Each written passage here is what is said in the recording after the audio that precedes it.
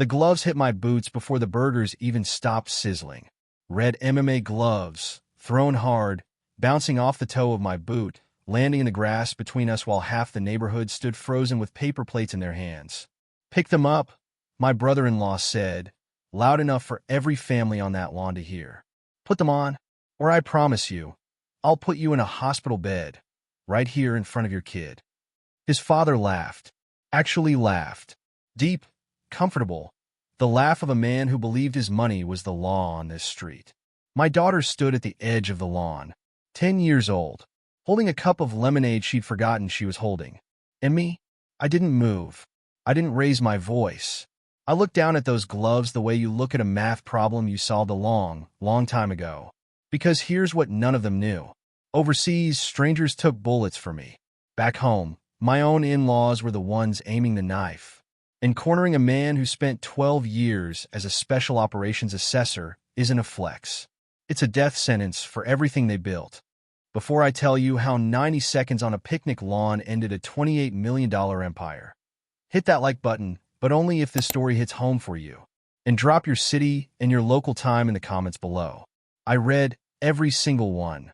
Now, let me take you back to where it all started. My name is Jonah Hale. I'm 41 years old. And for 12 years of my life, my home address was wherever the Army needed a problem to disappear quietly. Dust so fine it got inside your watch.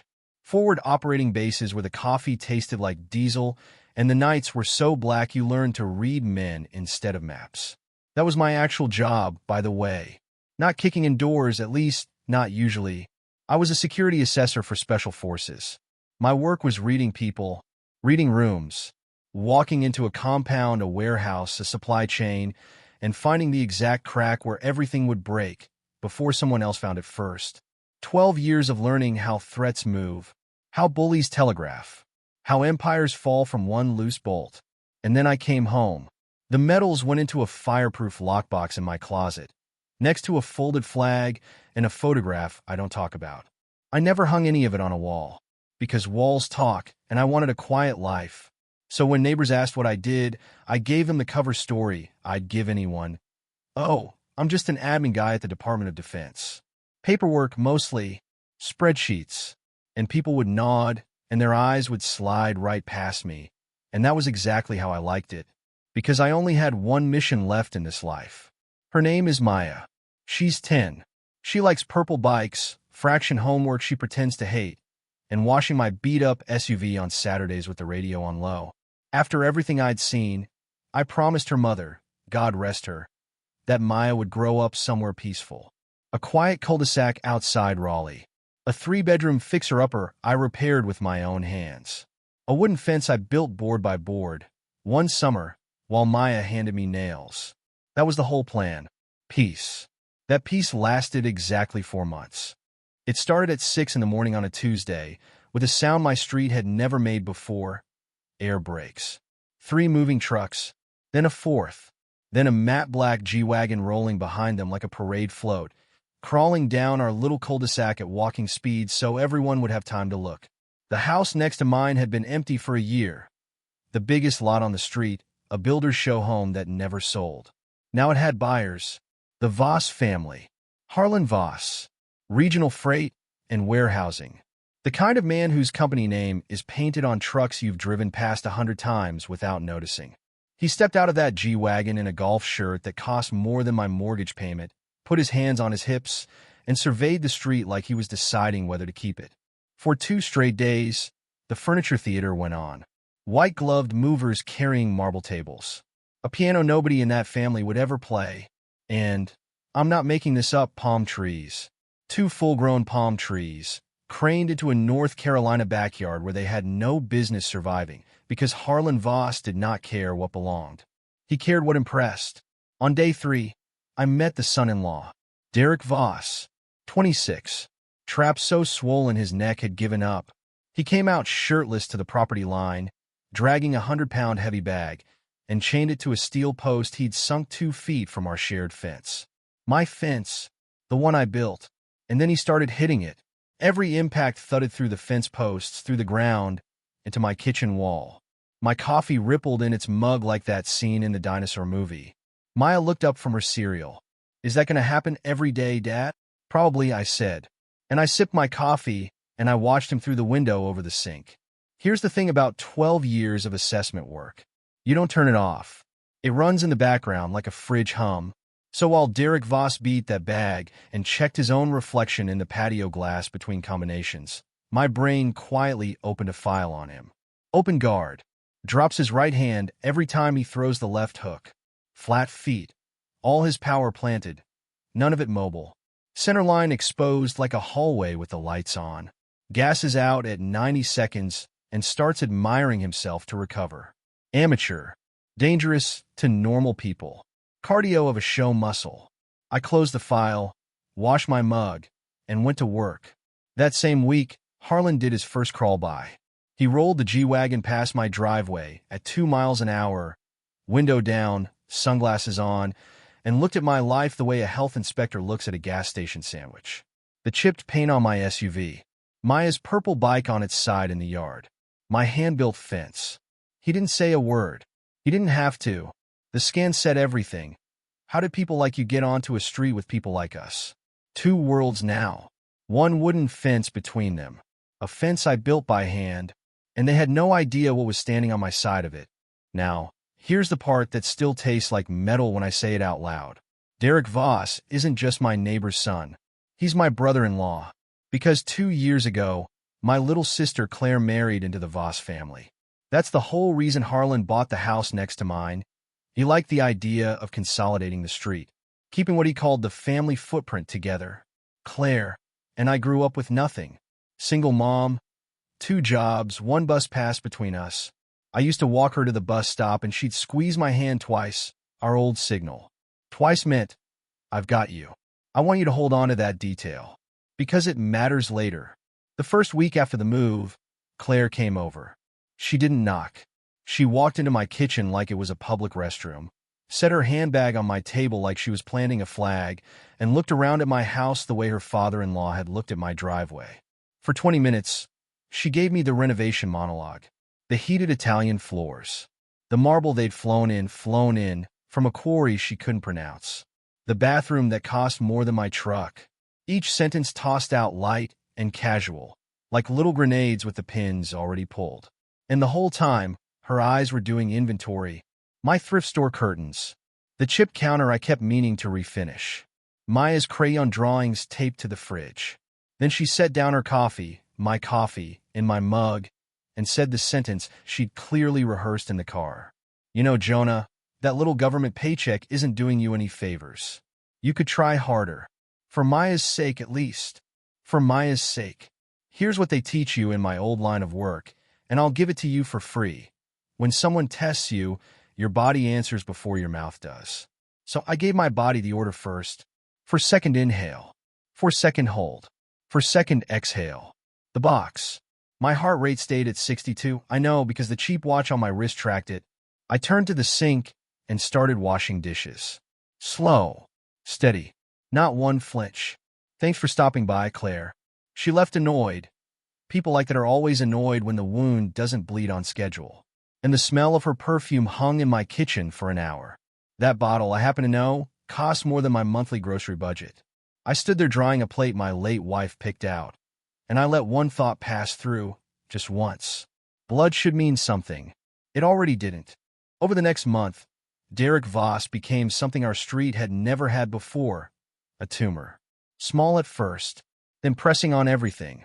I watched him rev his truck behind old Mr. Whitfield's sedan until the man, 78 years old, war widow's husband, drives to church twice a week, pulled onto the shoulder just to escape him.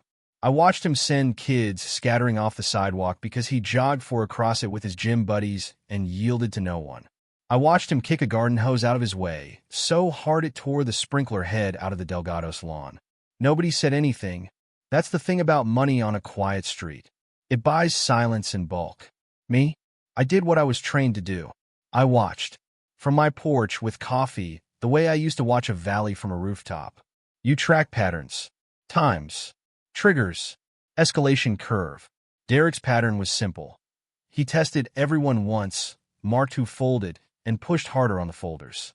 I knew my turn was coming. I just didn't know he'd pick the worst possible way to take it. It was a Saturday. Maya was washing my SUV in our driveway. Her weekly business venture, $5, terms non-negotiable. She had the radio sitting on the hood, playing her pop songs. Volume low. I know it was low because I was inside with the window open and I could barely hear it. Derek came around the fence line. Later I'd understand he'd had a bad morning. Lost some amateur bout. Somebody filmed it. But right then, all I saw from the kitchen window was my brother-in-law marching across my property line, straight at my 10-year-old. He grabbed her little radio off the hood and cracked it down against the dash, so hard the casing split. Batteries skittered across the driveway. "Turn this garbage down," he said. "Some of us are trying to live in peace around here." Maya froze. The sponge dropped out of her hand and landed in the bucket.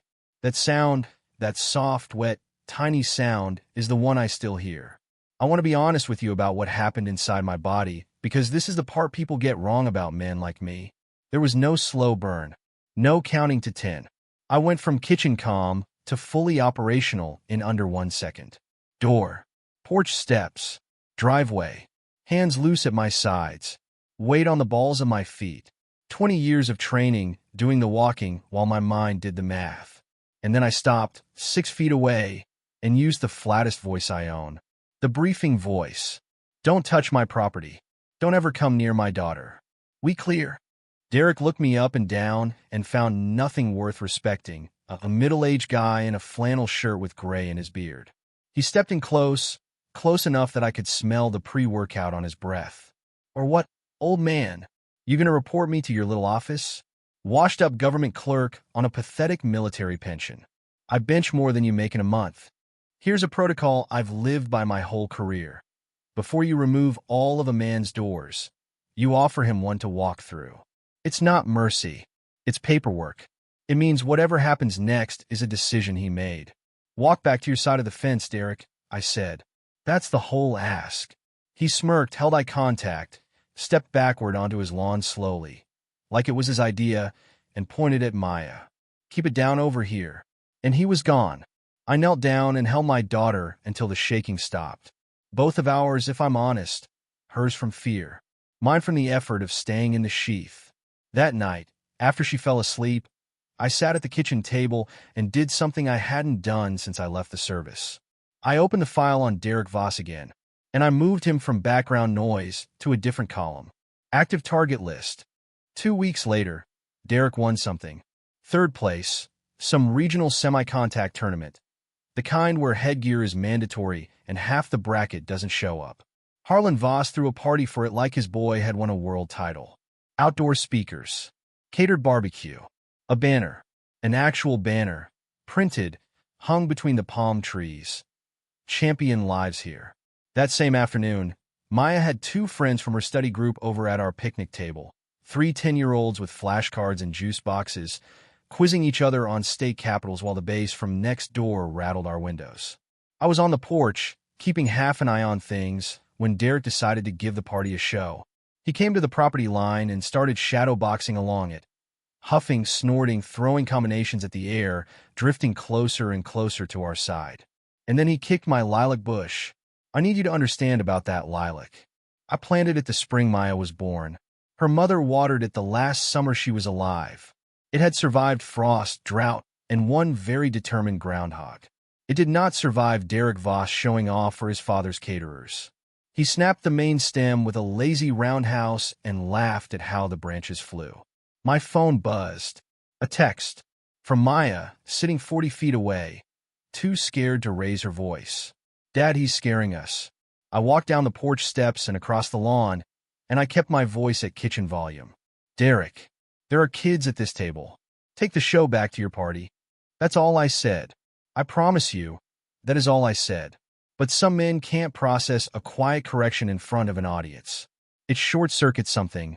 His face went from performance to fury in half a second, and he closed the distance and grabbed my collar with both fists. "You don't tell me anything, clerk," he hissed. "One more word, and I'll break your neck. They'll airlift you out of this neighborhood." 3 little girls watching. My collar in his fists. His breath on my face. So I'll tell you exactly what I did, once and briefly, because this isn't that kind of channel. I pivoted my hips to break his base, rotated my wrist over his forearms, and pressed 2 knuckles into the median nerve line above his elbow. 3 count. Done. To Derek, it felt like his arm had been unplugged from the wall. His knees hit the grass before his brain understood why. And here's the important part, the part that saved me later. In the same breath, before anyone's eyes could even focus, I crouched beside him with genuine, warm, neighborly concern and said loud enough for the girls to hear. "Whoa, careful, buddy. Tree root. I keep meaning to dig that thing out." The girls giggled and went back to their flashcards. Nothing to see. A clumsy man tripped. Derek knelt there in the grass, face going purple, cradling an arm that wouldn't answer, staring up at me with the very first drop of doubt I'd ever seen in his eyes. Then he crawled back along the fence line to his ornamental palm trees and his catered party and his banner. No confession, no threat, no speech, just a tree root. Remember that detail too, because when they tried to rewrite this story later, that was the version they couldn't beat. That evening, a fist hit my front door hard enough to shake Maya's kindergarten photo off level. I opened it to a delegation. Harlan Voss in front, jaw first, Derek behind him, cradling his arm in an unnecessary sling. And behind them both, half in the porch shadow, my sister. Harlan didn't greet me. Men like him don't greet staff. "You put your hands on my son," he said, spraying the words. "Some dirty little trick. You think I don't know what that was? Check your own cameras," I said. "You've got 6 of them pointed at my yard. You'll see your son cross my property line, grab my collar, and threaten to break my neck in front of 3 children. Then you'll see him trip." Trip. Harlan smiled the way a lawyer smiles. "Here's what's going to happen, neighbor. I own this county. I golf with the commissioner. I will bury you in lawsuits until the bank owns that sad little house. And when the paperwork's done, maybe I let Derek finish his conversation with your face." Derek, from the back, arms suddenly healthy enough to point. "Nobody's going to protect you, old man." And then I looked past both of them, at Claire. I looked at my sister, and for one stupid second, I was 11 years old at a bus stop, holding her hand. 2 squeezes, I've got you, sharing 1 pair of gloves in January, splitting a vending machine honey bun because that was dinner. She stepped forward, and my sister, my only living blood, rolled her eyes and said, "Just stop embarrassing yourself, Jonah.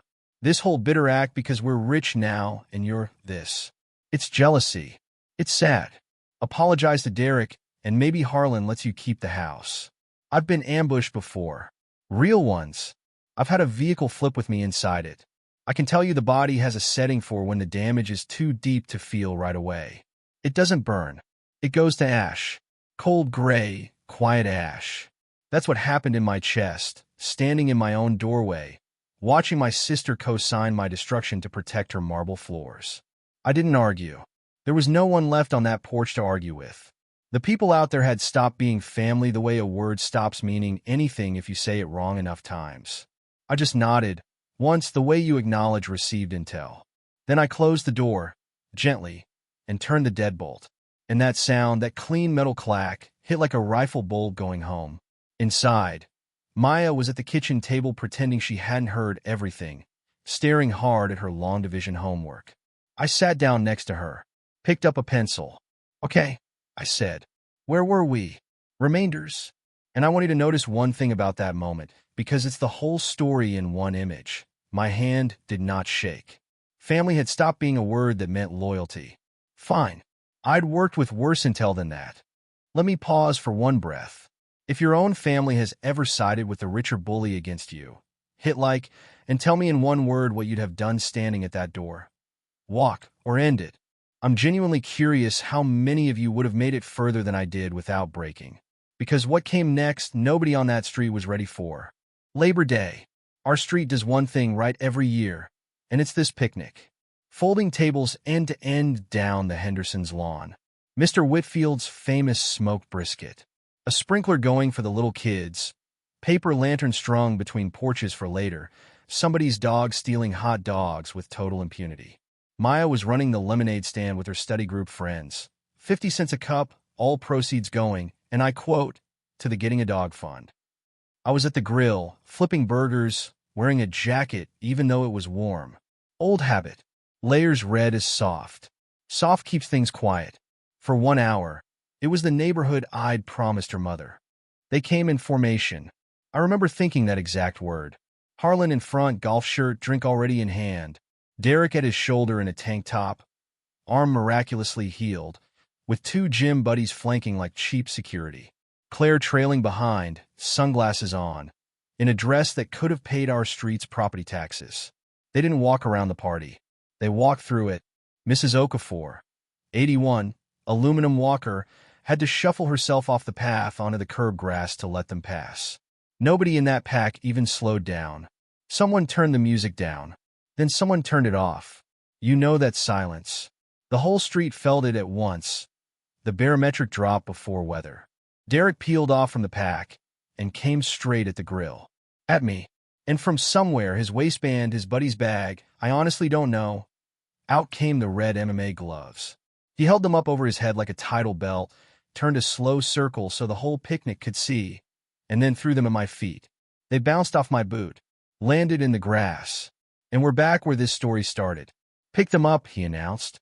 Everybody here should see what happens when a washed-up clerk puts his hands on a real fighter. Put them on, or I'll put you in a hospital bed right here, in front of your kid. And Harlan raised his drink and laughed. Go easy on him, son. He's got a mortgage. A couple of the gym buddies chuckled. Nobody else made a sound. 40 neighbors, frozen, plates in hands. And at the lemonade stand, I saw Maya's little fists close around the hem of her shirt. White knuckles. People ask what I was thinking in that moment. Here's the honest answer. Arithmetic. If I walked away, I would live. My mortgage would live. But my daughter would spend the rest of her childhood watching her father flinch. And she would learn, at 10 years old on a lawn, that the loudest wallet wins. She'd carry that flinch into every classroom, every job, every relationship, forever. That was the whole equation, and it balanced in about 4 seconds. I set down the spatula. I put my burger plate on the table, and I took off my jacket and folded it over the chair back because we're not animals. Gray t-shirt, tactical boots I'd never bothered to replace. 41 years old. Somewhere behind me I heard a neighbor whisper, "Oh no, Jonah, don't." I stepped over the gloves, didn't pick them up, never touched them, and stood in front of Derek Voss with my hands open at my sides. And I gave him the only warning I had left, in a voice I hadn't used since I got off my last transport. Derek, 12 years, Army Special Operations. When you want to quit, stay flat. 12 years of camouflage, gone in one sentence. I watched it land. I watched him almost understand it. Almost. He swung. Big, beautiful, catastrophic right hand. The same one he'd thrown at that heavy bag 10,000 times. The one that dropped his right guard on the way in. The one I'd watched through my kitchen window for 4 months while my coffee went cold. Here's what a fight actually is, since the movies keep lying to you. It's information. He was sending me everything, weight, timing, intention, like a man shouting his password across a parking lot. I moved my head 8 inches. The punch spent itself on air. I stepped inside the arc, took his wrist, borrowed all that beautiful gym-built mass, and redirected it the direction it was already going. Physics did the rest. Derek stumbled past me, tripped over his own crossed feet, and skidded to one knee at the asphalt edge of the lawn. The crowd made a sound like a wave pulling back off gravel. He got up fast, credit where it's due, face crimson, and charged again. Same energy, same open center line. This time I just wasn't where he arrived. 2 steps, a shoulder fade. He hit the folding table. Potato salad went airborne. I hadn't thrown a single strike. I want that on the record. 90 seconds into the fight of his life, and his opponent hadn't attacked yet. Then he went to the highlight reel. He planted, spun, and threw a spinning back kick, gorgeous in a cage, suicidal on a lawn, because a spinning kick means that for half a second, your eyes leave your target. For half a second, I didn't exist. I hooked his planted heel with my boot and put one palm flat between his shoulder blades, and I gave him the smallest push I've given anything all year. Derek Voss went airborne over his own kick, hung there for a heartbeat like a flipped turtle, and hit the grass flat on his back hard enough to knock the argument out of him. Burgers burning on the abandoned grill. a thin column of smoke going straight up into the blue. Total silence, except the sprinkler, still ticking away in the corner like nothing was happening. Before he could reboot, I took the mount, knee ride, wrist secured, elbow isolated. Textbook. Gentle, even, and I leaned down next to his ear, and the only whisper I spent on him the entire day was this: tap when you understand.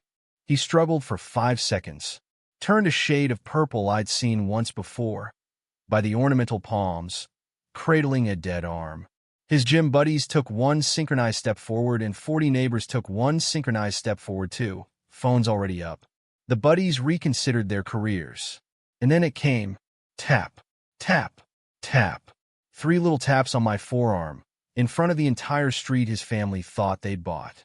I stood up, brushed the grass off my knees, picked my jacket back up off the chair and put it on, because the temperature hadn't changed even if everything else had. Start to finish, about 90 seconds. Nobody was bleeding. Nothing was broken, except a folding table, a bowl of potato salad, and the operating myth of the Voss family. I walked back to the grill and flipped the burgers. They were ruined. I flipped them anyway. Harlan broke first. He came across that lawn at a dead charge, drink abandoned, voice cracking on the first syllable. And I'll confess, this was the only moment all day my pulse actually moved. Angry amateurs are unpredictable. Angry rich amateurs, doubly so. I dropped my center of gravity 2 inches and said one sentence flat. One more step is a direct threat in front of 40 witnesses. He stopped like the sentence was a wall. Then he did what men like him always do when their bodies fail them. He reached for his phone. "You're finished," he screamed, stabbing at the screen. "You'll rot in prison. I know people." 7 minutes later, 2 cruisers rolled up. Lights on, no sirens. The whole picnic waited exactly where it stood. Nobody went home. I remember noticing that. Nobody went home. Harlan met the officers halfway up the lawn, transformed. Voice trembling, hand over heart, the performance of a lifetime. "Officer, thank God. This man, he's a discharged veteran, PTSD, something's wrong with him. He attacked my son completely unprovoked. In front of children. I want him arrested, and I want it on record that that's a lie." Everybody turned. Mr. Calder, retired electrician, 40 years on this street, a man who says maybe 11 words a year. He stepped forward with his plate still in his hand. Blatant lie. The big one threw gloves at Jonah's feet and threatened to put him in a hospital in front of his little girl. Whole block saw it. Jonah never even made a fist.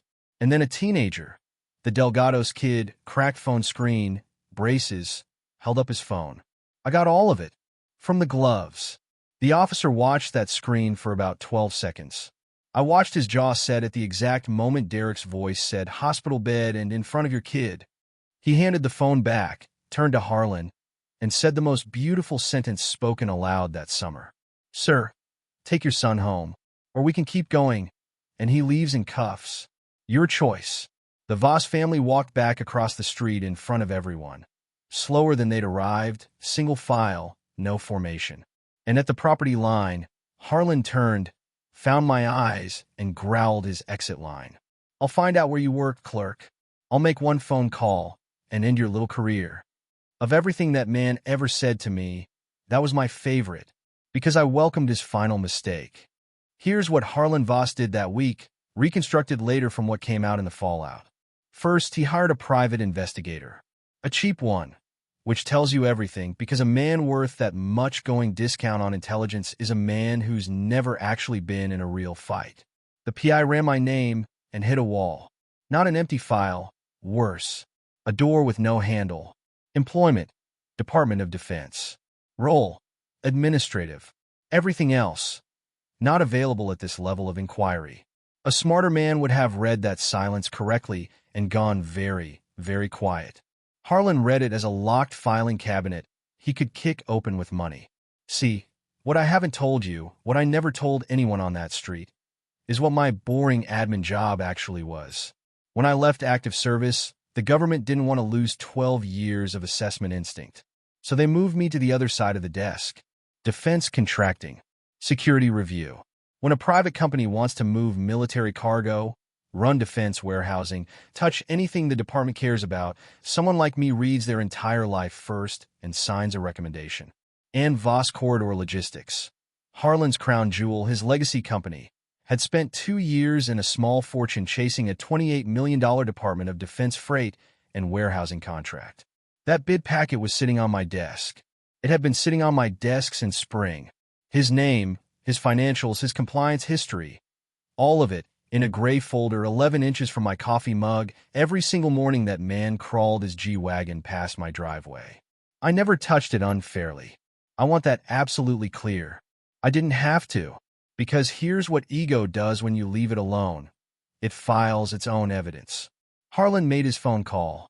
He shook his contact tree until it produced a general's office, procurement side, and got himself a courtesy callback. And on that recorded official line, Harlan Voss demanded that the department look into one of their people. A neighbor. A problem. He wanted my career ended over, and I quote from what I was later told, a personal matter involving my son. General Rhee has a laugh you can hear through drywall. I'm told the laugh came first, one big boom, because she thought it was a joke. Then the ice came, because a bidding contractor calling a procurement office to pressure a federal security assessor. The exact assessor reviewing his exact bid isn't a neighborhood spat anymore. That's attempted intimidation of a federal official. Conflict of interest. Vendor integrity violation. Words that don't wash out. 10 minutes after that call ended, my secure line rang at home. I listened. I said, "Yes, ma'am. I'll recuse myself in writing tonight." And I hung up. That's it. That's the whole revenge. I recused myself. I stepped away and let the paperwork he generated speak with its own voice. The review passed to a colleague, with Harlan's phone call now stapled to the file. The bid didn't just lose. It was shredded, with a permanent notation on the company's federal record. The kind of stain that follows a logistics company to every government-adjacent contract for the rest of its life. And in freight, everything is government-adjacent eventually. I stood in my kitchen after the call, sipped my coffee. Maya's backpack sat by the door, ready for Monday. The fridge hummed, 62 beats per minute. What happened next took about 6 weeks, and I watched all of it from my porch with coffee. In order, the video got out. Of course it got out. The Delgado kids footage made it to the local group chats within a day. 90 seconds of a middle-aged man in a gray t-shirt folding a bodybuilder like laundry. The caption that stuck, the one that followed Derek everywhere. Homework dad versus champion. Even the moms at Maya's school had seen it. Derek's dojo saw it too. His coach watched the footage frame by frame, the thrown gloves, the threat, the charge, and stripped his tournament standing that week. The gym statement was 6 words long. We do not train street bullies. Banned. From his own highlight sport. For 3 days, Derek didn't leave the house without a hoodie. The man who used to jog 4 wide down the middle of the sidewalk now took the long way to his truck. Then the money went. The failed bid tripped a covenant with the bank. The bank called a loan. 2 private investors read the federal notation and exercised their exit clauses within the same week. Nothing personal, they said, just compliance concerns. 3 warehouse clients used the same 2 words. Freight is a trust business. Harlan Voss had spent 30 years building a name and one phone call turning it into a flag. And Claire, my sister, got the marble bathroom, the heated Italian floors, and nights across the table from bankruptcy counsel instead of brunch. The floors, I'm told, were still warm. Everything else wasn't. I'd like to tell you I felt something clean about that, like justice. The truth is it just felt quiet. Ash doesn't celebrate. The end, when it came, had no air brakes and no parade float. One white moving truck, no logo. The Voss family packing their own boxes, no white gloves this time. The palm trees stayed. Palm trees always stay. They were never really theirs either. The street came out, not to gloat. We're not that kind of street, but to witness. A silent jury on porches. Mr. Calder raised his coffee mug at me, once about an inch. From him, that's a parade. I didn't smile. I didn't wave. Gloating is for people who were ever worried. The truck turned the corner, and the street exhaled, and then the loudest thing in the whole neighborhood was a mockingbird in leaves. So where does a story like this actually end? I'll tell you where mine does. It ends at my kitchen table, on a school night, under the desk lamp with a crooked shade. Maya's working on fractions now. We've graduated from long division. Bare feet swinging under her chair, tongue poking out the side of her mouth the way her mother's used to. Dad. Common denominator. Check me. I check her. She's right. She's usually right. Outside the window, the fence I built board by board is still standing. Still the border of a small, unimpressive, completely unpurchasable life that is mine. The lilac, by the way, it came back this spring. Cut a lilac to the ground, and it comes back from the roots. Make of that what you want. Here's the only thing I know that's worth the runtime of this video. Quiet people aren't empty. Sometimes the quietest person in the room is just someone holding the keys you handed them, back when you mistook volume for power. The Voss family never asked who I was. They told me who I was: clerk, washed up, pathetic, and they bet their empire on their own answer. True strength never had to raise its voice. It just had to help with homework and wait. If quiet strength beats loud money, you know where the like button is? Subscribe, because there are more stories like this one where I come from. And answer me this in the comments. Honestly, would you have fought on that lawn or waited for the paperwork bomb? Good night. Check on your quiet neighbors. They're usually the interesting ones.